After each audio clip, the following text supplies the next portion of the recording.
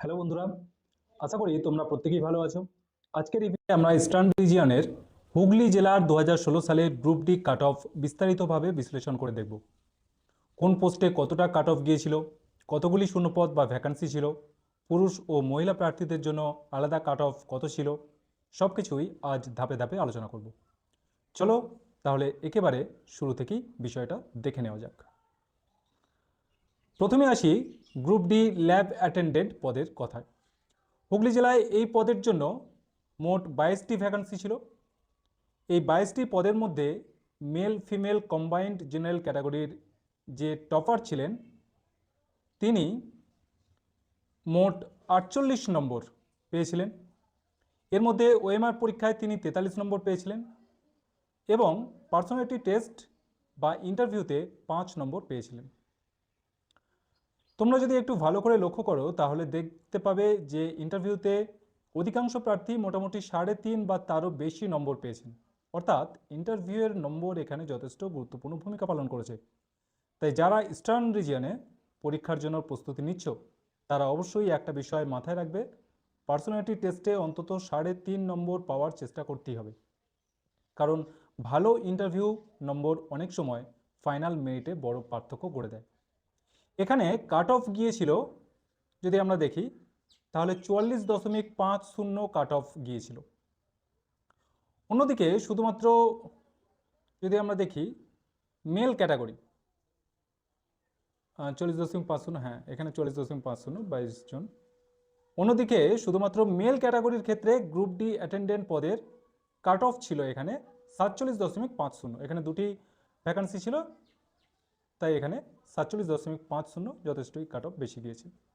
এবার আসি ফিমেল ক্যাটাগরিতে। দেখুন ফিমেল ক্যাটাগরি এখানে মোট 4টে ভ্যাকান্সি ছিল।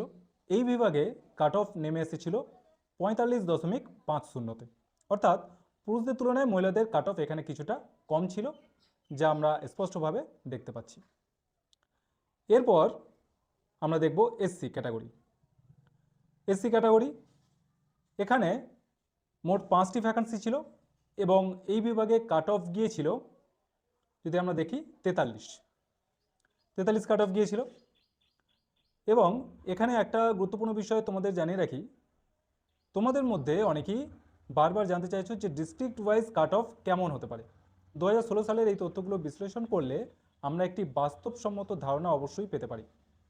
যদিও এবারের কাট অফ কিছুটা বেশি হওয়ার সম্ভাবনা রয়েছে, তবুও মোটামুটি একই ধরনের রেঞ্জে থাকার সম্ভাবনাই বেশি। এবার চলুন পরবর্তী ক্যাটাগরির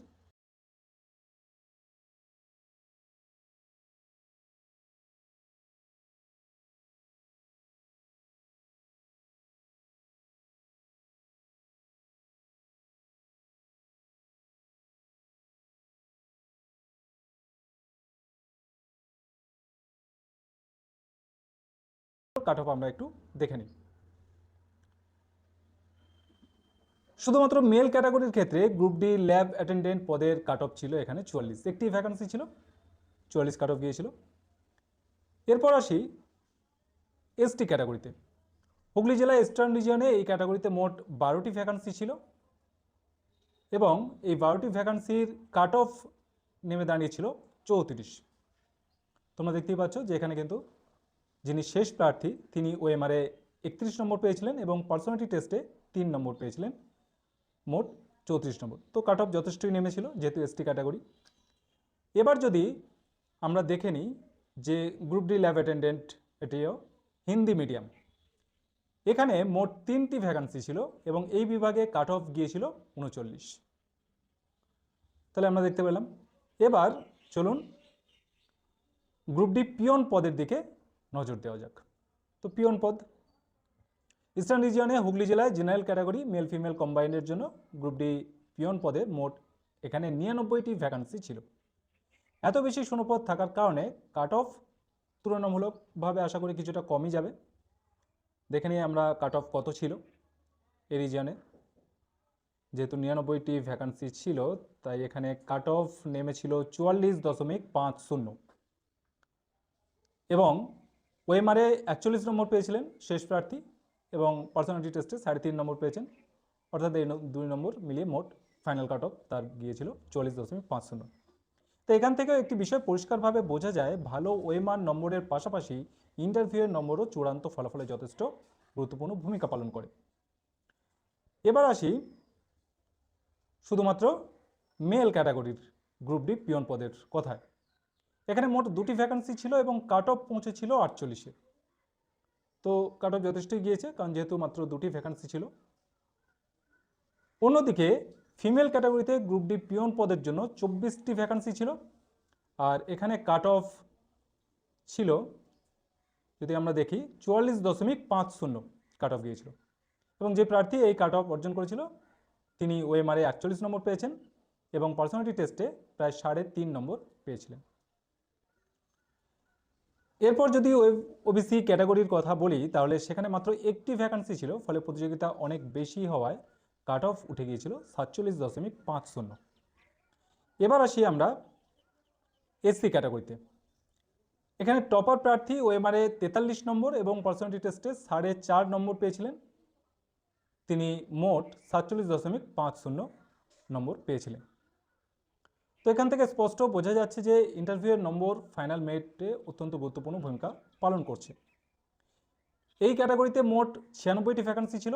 এত সংখ্যক শূন্যপদ থাকার কারণে কাট অফ দেখা যাক কততে নামিয়েছিল, কততে এখানে নেমে এসেছিল।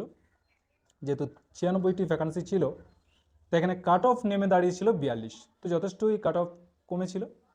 আর যে প্রার্থী এই কাট অফ অর্জন করেছিলেন তিনি ওএমআরে পেয়েছিলেন 39 নম্বর এবং পার্সোনালিটি টেস্টে 3 নম্বর পেয়েছিলেন, অর্থাৎ এই 2 অংশের নম্বর যোগ করেই তার মোট স্কোর দাঁড়িয়েছিল 42।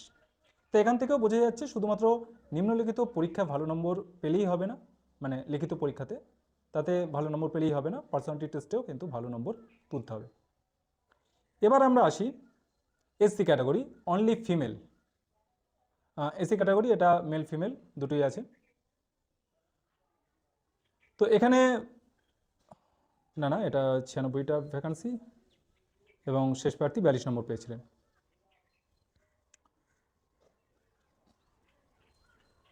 এবার আসি এসসি ক্যাটাগরি অনলি মেলের কথায়। এখানে মোট ভ্যাকান্সি ছিল 5টি এবং এই বিভাগে কাট অফ পৌঁছেছিল 47.50-তে, অর্থাৎ শূন্যপদ কম থাকায় প্রতিযোগিতা অনেক বেশি ছিল এবং তার প্রভাব সরাসরি কাট অফের উপর পড়েছে।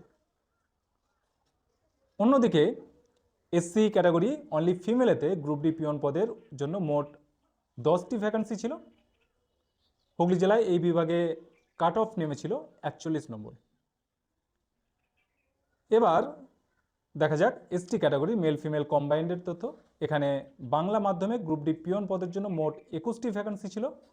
এই ক্যাটাগরিতে ফাইনাল কাট অফ দাঁড়িয়েছিল, যদি আমরা দেখি 37 নম্বর। যে প্রার্থী কাট অফ অর্জন করেছিলেন তিনি ওএমআর পরীক্ষায় 34 নম্বর এবং পার্সোনালিটি টেস্টে 3 নম্বর পেয়েছিলেন।